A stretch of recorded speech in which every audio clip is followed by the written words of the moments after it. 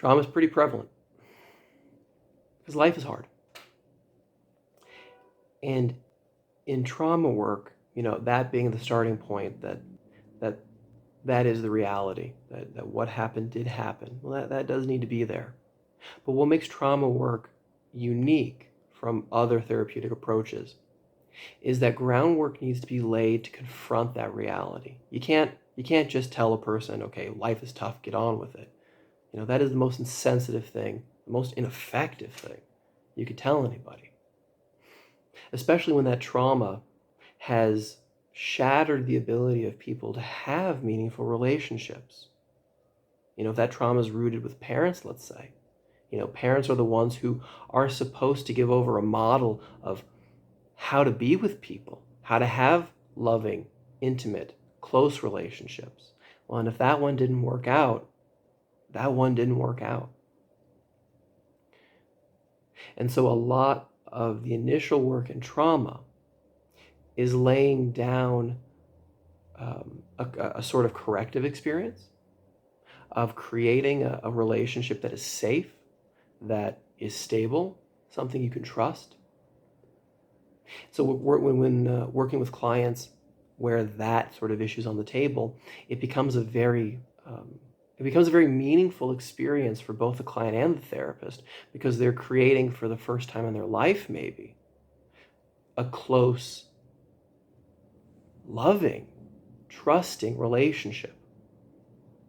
And it's only when you can create that base, that certainty that someone has your back, someone's in the corner, in your corner, that you can move on and start doing the more therapy, technical-ish sort of work that other standard therapies would have.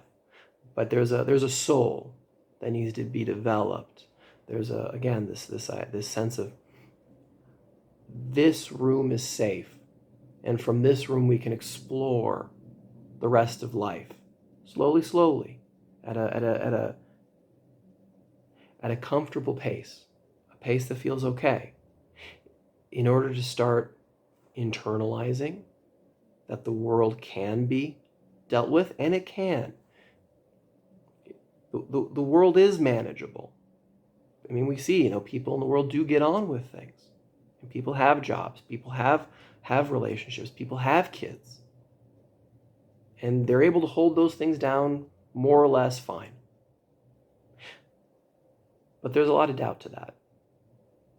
When a person hasn't been able to have that meaningful relationship when they were young.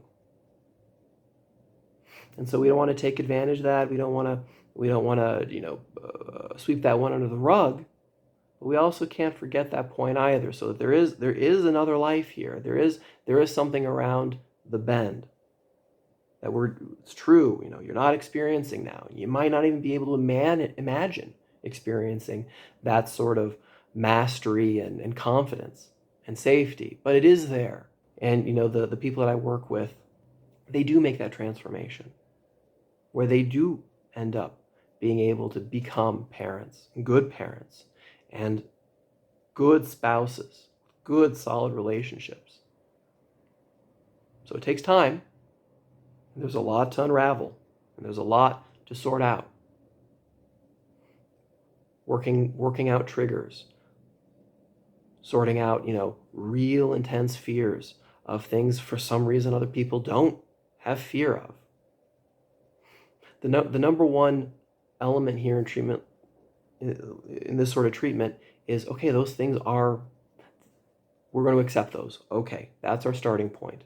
You don't have to be like everybody else. And it makes sense that that's where you're at now.